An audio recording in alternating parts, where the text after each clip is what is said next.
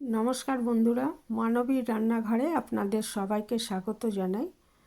আমার আজকের রেসিপি লাউ শাকের চচ্চড়ি।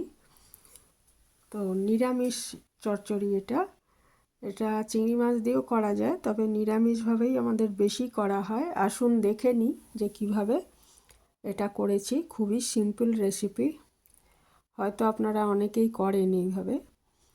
তো কোনো রকম মশলা এর মধ্যে ব্যবহার করা হয় না। হ্যাঁ, শুধু কালো জিরে বা পাঁচফোড়ন দিয়ে রান্নাটা করা হয়, আর কাঁচা লঙ্কা ব্যবহার করা হয়, শুকনো লঙ্কার ব্যবহার নেই। তো এখানে আমি লাউ শাক এক আটি নিয়ে নিয়েছিলাম। তো এটাকে আগে ভালো করে কেটে নিতে হবে। আর কাঁচা লঙ্কা নিয়েছি তিনটে, একটা বেগুন, একটু কুমড়ো, দুটো আলু, এখানে 200 মতো কুমড়ো আছে, আর দুটো মিষ্টি আলু বা রাঙা আলু, একটু ধনেপাতা আর একটু শিম। ইচ্ছে করলে বিন কড়াই এর মধ্যে দিতে পারেন। তো আগে সব সবজিগুলো সাইজ মতো কেটে নিচ্ছি, আর লাউ শাকটাও কেটে নিচ্ছি। শাকটা একটু দেখে নিতে হবে যে পোকা আছে কি না, এগুলো একটু ভালো মতো দেখে নিতে হবে। আর ডাঁটাগুলো একটু আঁশ ছাড়িয়ে নিতে হবে, আঁশের মতো থাকে সেটা ছাড়িয়ে নিতে হবে। দেখুন আমি এই ডাঁটাগুলো আঁশ ছাড়িয়ে নিয়েছি, আর এই যে আঁশগুলো, এইভাবে আঁশগুলো ছাড়িয়ে নিতে হবে, আর না হলে খেতে ভালো লাগবে না। আর কচি পাতা, আর পাতার তলাটা ভালো করে দেখে নিতে হবে, অনেক সময় পোকায় ডিম পেড়ে রাখে, সেই জন্য সেই পাতা বাদ দিয়ে দিতে হবে। দিয়ে আমি আর বাকি সবজিগুলোও আমি টুকরো করে কেটে নিয়েছি। আর ধনেপাতাটা পরে কুচিয়ে নেব, ধনেপাতাটা আমার গাছেরই ধনেপাতা।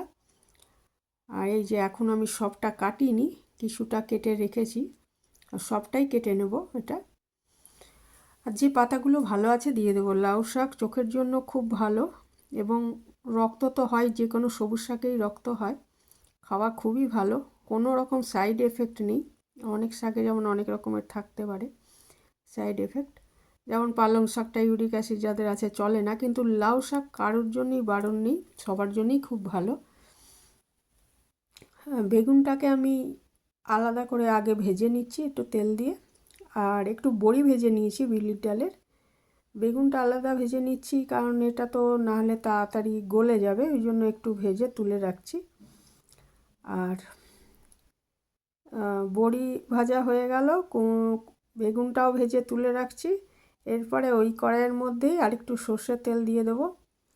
দিয়ে এটা আমি কালো জিরা ফোড়ন দিয়েছি, ইচ্ছে করলে পাঁচফোড়নও দিতে পারেন। দিয়ে তারপরে বাকি সবজিগুলো, ইচ্ছে করলে আলুটা আগে ভেজে তুলে রাখা যেত, সেটা আমি না করে একবারে সমস্ত সবজি আর ডাঁটা শাক এগুলো সবই খুব ভালো করে 3-4 বার করে ধুয়ে নিয়েছি, এগুলো আমি দিয়ে দিলাম আলাদা করে। আর ভাজার দরকার নেই এগুলো। দিয়ে আমি একটু ঢাকা দিয়ে দিচ্ছি 2-3 মিনিট, 3-4 জন্য। তাহলে কি হবে, সবজিগুলোর থেকে জল বেরিয়ে আসবে, এবং সেই জলেই রান্নাটা হবে, এটার মধ্যে তো আর জল দেওয়া হবে না। ওই কুমড়ো, তারপরে শাক, এই সবগুলো থেকেই যে জলটা ঢাকা দিলে সেটা সুবিধা হবে কি জলটা বেরোতে। তো এই যে আমি মিনিট 3 ঢাকা দিয়ে রাখার পর আমি ঢাকাটা খুলে একটু নেড়ে দিচ্ছি। দিয়ে দিলাম আমি পরিমাণ মতো নুন, আমি একটু 1 চামচের একটু কম নুন দিয়েছি। আর এর মধ্যে একটু মিষ্টি দেবেন, কারণ মিষ্টি না দিলে এই রান্নাটা খুব একটা ভালো লাগে না। যারা মিষ্টি খান না তাহলে আলাদা কথা, না হলে এর মধ্যে অবশ্যই একটু 1/2 চামচ মতো চিনি দেবেন। আর হলুদ দিয়ে দিয়েছি।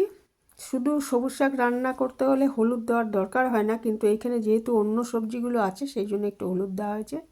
একটু পরিমাণ মতো মিষ্টি দিয়ে দিয়েছি, মিষ্টিটা একটু পরেও দেওয়া যেত, তা এখন দিলেও অসুবিধার কিছু নেই। দিয়ে এবারে এটাকে আবার ঢেকে আমি মিনিট 5 রান্না করে নিচ্ছি, যাতে একদম আরও জলটা বেরিয়ে যায় এবং সবজিগুলো সেদ্ধ হয়ে আসে। তো মিনিট 5 পর আবার এটাকে আমি খুলে দেখলাম যে খানিকটা সেদ্ধ হয়ে এসছে সব এগুলো, তখন আমি বড়ি ভাজাটা আর বেগুন ভাজাটা এর মধ্যে দিয়ে দিলাম।